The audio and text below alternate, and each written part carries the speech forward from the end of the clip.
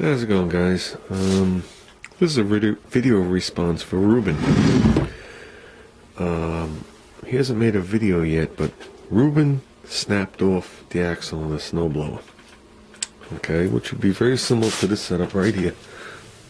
Okay, here's the axle. As you can see, there's a E-clip.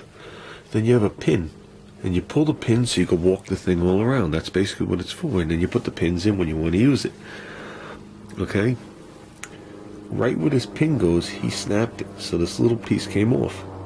So that's why I said it's the driving member that broke, not the supporting member. So there's no problem actually supporting the wheel. Now, I know he wants to replace the snowblower, and like he says, by the time he can get another snowblower, it'll be pretty much spring.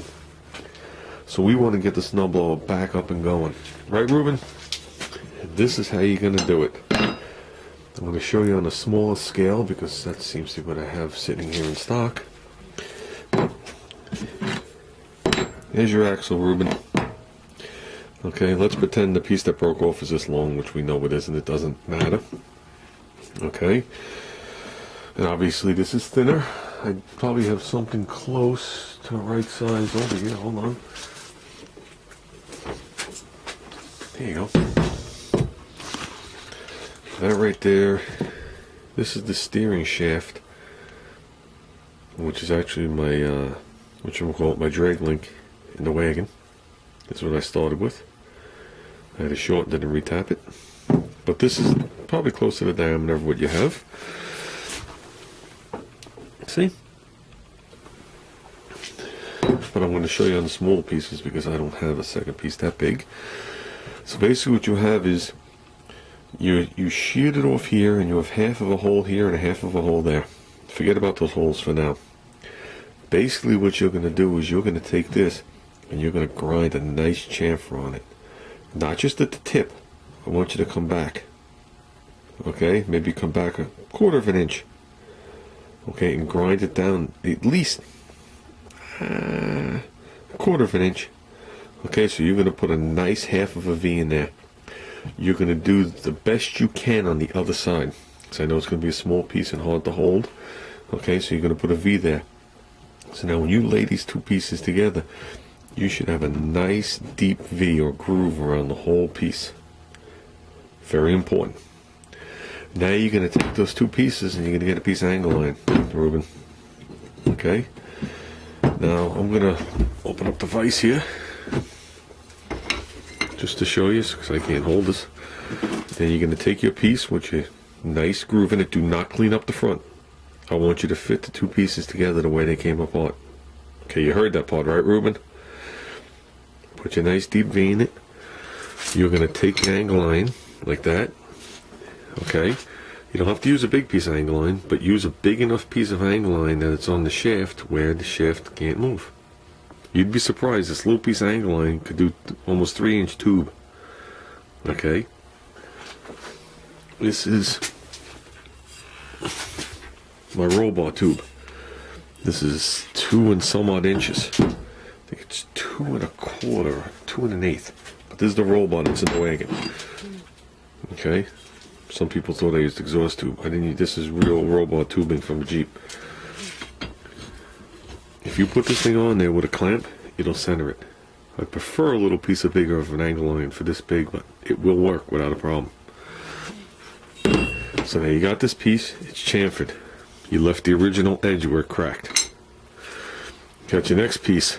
I'm going to slide this down just so I don't have to try and hold it. You have your next piece that's cracked. Now on your shaft, get yourself regular radiator hose, or maybe heater hose in your case, clamps. I know somewhere in the bottom of this cart, mixed in with all the garbage, somewhere down there are the clamps that I always use. So I'm not even going to bother digging them out. Just like this. Okay, get yourself a nice heater hose clamp. And on the side of the machine, I'd put 2 of the clamps. And it'll automatically center itself. Then you're going to take your piece that you want to weld on, put it, try and fit it so those holes line up to the best of your ability. It could be off just a hair, but the reason I say that is if it's sheared, the closer you can get it to lining up, the better chance of them fitting back together and not being crooked. Then you're going to put one more clamp on here. At that point, okay, I know you have a whatchamacallit, like a Burns-O-Matic, like this. Even though yours, sorry about the camera, even though yours is on, man, look at that, it fell in my fire pit. Oops. I know yours is mounted on the bottle. With that, I want you to warm these as long as you can. Okay? Usually when you preheat metal, you do it to 300 degrees. There is a reason for it, especially if it's forged metal, because it loosens and opens up the molecular structure, whatever the hell the deal is. But yeah, in forged metal, you have to free up the bond or the whatever it is in there, so you can weld it and then cool it down slowly. Yours isn't forged, but your problem is your machine probably will not be able to put enough heat to do a good weld. So if you preheat it, you're ahead of the game as you start to weld. Heat it up, okay, Reuben? And my suggestion is go to the far side, put a tack, okay, down in the valley, and come over here and put a tack in the valley. Okay? With that, I would take the clamp off, smooth those tacks up, and roll it, and reclamp it down, so now your tacks are down below in the angle iron. But you ground them flush, so it doesn't matter. Okay, then reclamp it. I put one more tack dead center, and then I'll just give it a full weld. Just hold it there, Reuben. Don't just... You could hold it there longer than you want, or you think you should. Just hold it there so it bites into the metal and heats it. And come across. Okay? And at that point, you should be able to rotate the axle and finish doing it, because you've already have two tacks on the other side. So your tack should be like a, like a propeller. It should be here, here, and then here. So when it goes to pull this way, it's pulling on these two tacks, if you understand what I mean. So you should be able to, in the V, put a tack and a tack, okay, clean them up, flip it, put a tack in the center, okay, so now you're holding it like a triangle. Make sure if you want to rewarm it, make sure it's warm, and put a nice bead as far as you can, rotate the axle, finish off the bead, then sand there and smooth it off, because the remaining weld where you melted the two pieces together should be below surface. That's why you put the chamfer, the V in it. If you try and do it to a square edge like this, when you're done grinding it, you'll have very little weld in and it'll end up snapping off. Then with that, or actually do yourself a favor, as you get to near the hole, stop. So you don't weld into the hole, because drilling through weld you're drilling through hard metal, so it's an issue. So stay shy of the hole. But with that, when you're done, you could actually re-drill the hole. Just run a drill through it. Even if the hole's slightly boogered or it's not perfectly round, it's a little off, it'll be fine for what you're doing.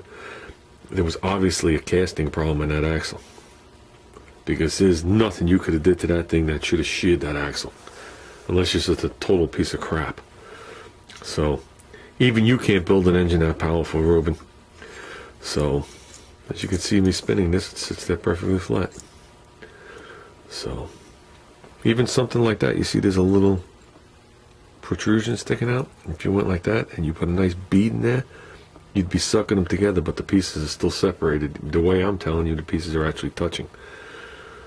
So I actually have a piece at work of an axle that's 1.5 inches by 1.5 inches square solid stock, that I actually took a section out. I think it's a 4-inch section, V'd it, and did the same thing, but still square stock. I put this in the corner, and I actually angled it on one side, angled it on the other, a series of hose clamps, and I went in there and I just buried a couple of tacks in it, and then I just went to the town. But that I had to put a series of welds on, grinded a series of welds, and that's the axle that's actually in my trailer. There you go, Reuben, check this out. See it? See, this is just an axle, and that one has the thing around it. Because after I did the repair, I took, I think it's 18 inches of 1/4-inch stock. Actually, off a receiver tube, I split it and put it around there and re-welded it on.